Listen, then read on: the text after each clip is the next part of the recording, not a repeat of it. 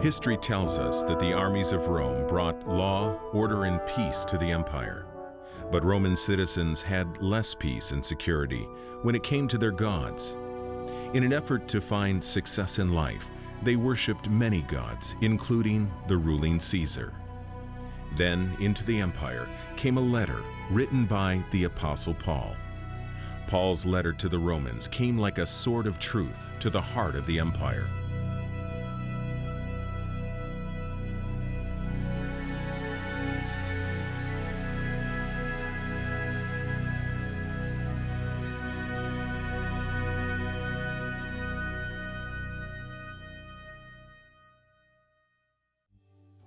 This is the land of the Bible, modern Jordan. This region of Jordan marked the eastern frontier of the Roman Empire. And here remains the most well-preserved Roman city in the world, the city of Jerash. Jerash, one of the 10 Middle Eastern cities that the Romans knew as the Decapolis. Jerash was just one of hundreds of imperial cities modeled after the city of Rome, which was some 1,500 miles away. These strategic Roman cities are a major reason that the empire could maintain control of its many occupied nations. Day of Discovery's Mark D. Hahn and Jimmy DeYoung have entered the gates of Jerash to enter the world of the Roman Empire. They've come to explore Rome's ancient laws and beliefs and to reflect on the contents of a letter from the Apostle Paul that posed a spiritual challenge to one of the greatest empires in history. Have you ever tried to imagine yourself living in another time and place? Let's see if we can find ourselves today in a day when the Caesars of Rome ruled the world and held the power of life and death in their hands. And speaking of life and death, we're very close to the Hippodrome. We ought to go in here at Jerash and see how they will reenact what took place in the Roman Empire, the Circus Maximus. Great Circus Maximus, a center for entertainment in the Roman Empire. Uh-oh, Martin, looks like, to me, one of the gladiators. You gonna take him on, or will I take him on? No, but we were talking about Rome holding in his hand the power of life and death. I notice the sign here says, not only will we see the gladiators, but the legionnaires of the Roman chariot races. They're about to begin any moment now.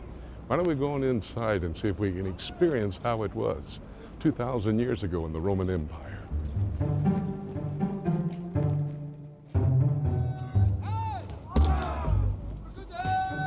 Hey Jim, this doesn't feel right. Did you pay that parking ticket? I did. I don't think we should be here right now. Jimmy and I were expecting a reenactment, but we had no idea we were going to be so close to the action.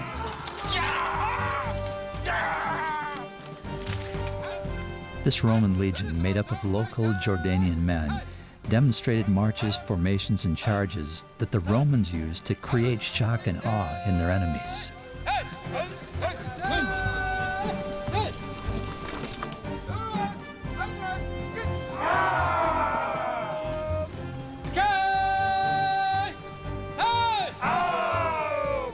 Next came the gladiators. Though the fights were rehearsed, we still felt the threat of their ancient weapons.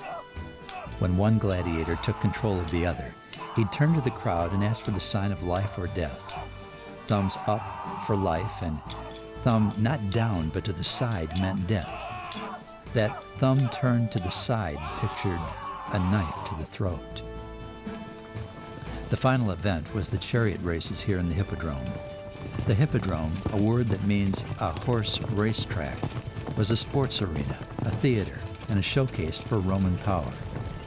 It was the ancient high-definition television, only in real life.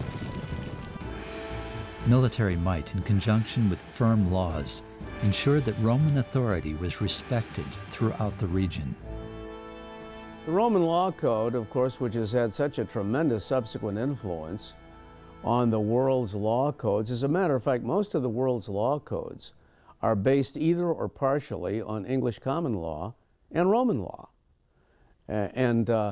Therefore, although all aspects of Roman law we wouldn't find too congenial today, it was very permissive, of course, at the time of the late Republic and the Empire in terms of gladiatorial combat. Yes, it was okay, but to kill somebody, if it's in entertainment, if it's a public game of some kind, this is a brutal aspect of Romanitas, Roman culture, that we find so hard to believe today. And when you're watching the blood sport of gladiators, it's easy to forget that Roman society was also known by a long list of virtues that were reinforced by a strong government, as well as by a culture that rewarded those who complied with the Roman way. The Romans were famous for what we might call their emphasis on the Stoic virtues. They prided themselves on being people of discipline. They prided themselves on being people who would establish the rule of law, who would help people to find their rightful place in society and live as good citizens in relationship to one another. Rome was built on strong virtues: law, faithfulness to the law and the authorities, hard workers, practical view of life. And many agree to say that these virtues gave the strength to Rome and spread out all over the Mediterranean area. Its armies had conquered most of Western Europe, up to the Euphrates River in the east. They will finally go on and even conquer Mesopotamia. So here we have an empire that extended generally from Britain in the northwest to Babylon in the southeast. Citizens of the Roman Empire believed that the gods themselves had arranged for them to conquer and civilize the world. And certainly this fact of feeling a sense of mission, that the gods had put them on the earth to conquer and civilize. And in their own words, for example, Livy tried to stress this fact that they succeeded because they were virtuous. And what he meant by virtuous was this capacity that the Romans had of putting the public good before their own, this fact of recognizing authority, of having respect for authority, of recognizing the absolute value of discipline, of worshiping the gods in the correct manner, and knowing how to suffer and resist.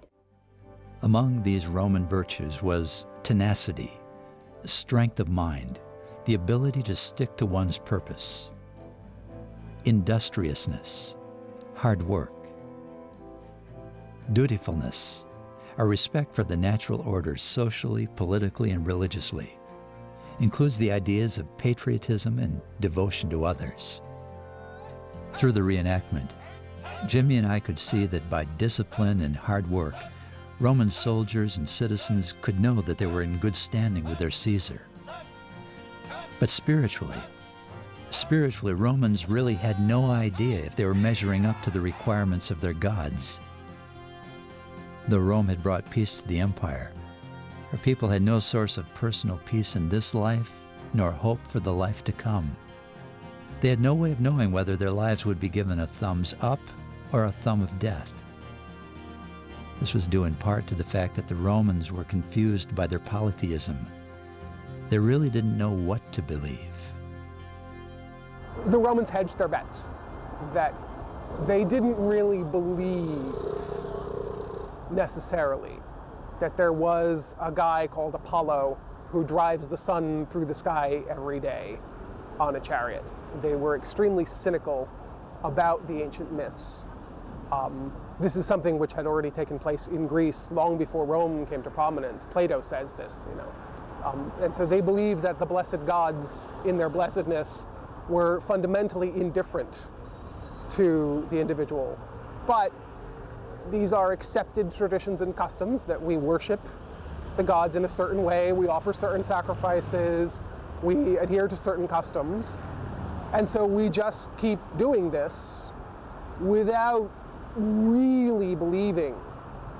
So there were a lot of mystery cults in the ancient world, which were, we don't know very much about them because none of them has a sacred book that is a definitive reference point, the way the Bible is a definitive reference point for Jews and Christians.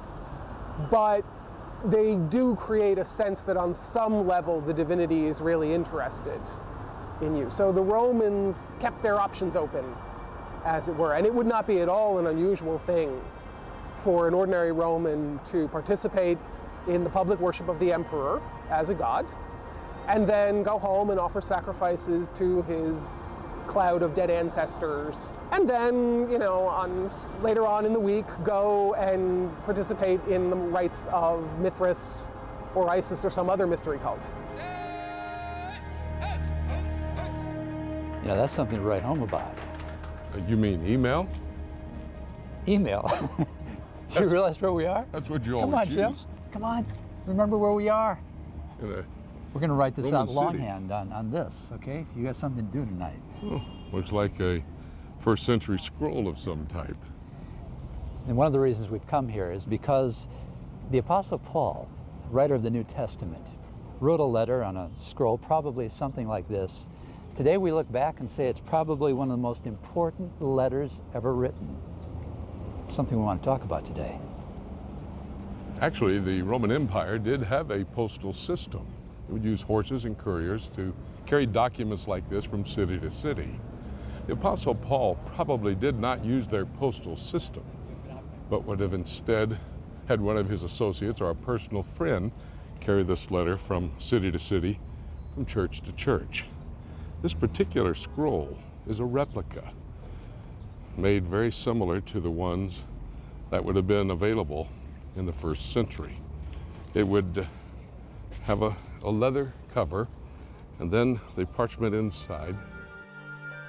Paul's letter, quietly carried into the capital of Rome, was addressed to the citizens of this great city, to house churches made up of both Jewish and Gentile followers of Christ. When we read the letters of Paul to Romans and his greetings to the Church of Rome, we easily realize that his greetings were addressed to several churches. So this gives us the fact that here in Rome were different gatherings of churches, mixed community even of Jews and Gentiles worshiping together the only one God, the only one Creator and Savior. And these gatherings were in homes, the home churches. When the significance of Paul's message was understood, it would challenge everything the Roman world believed about how people relate to one another and to the one true God.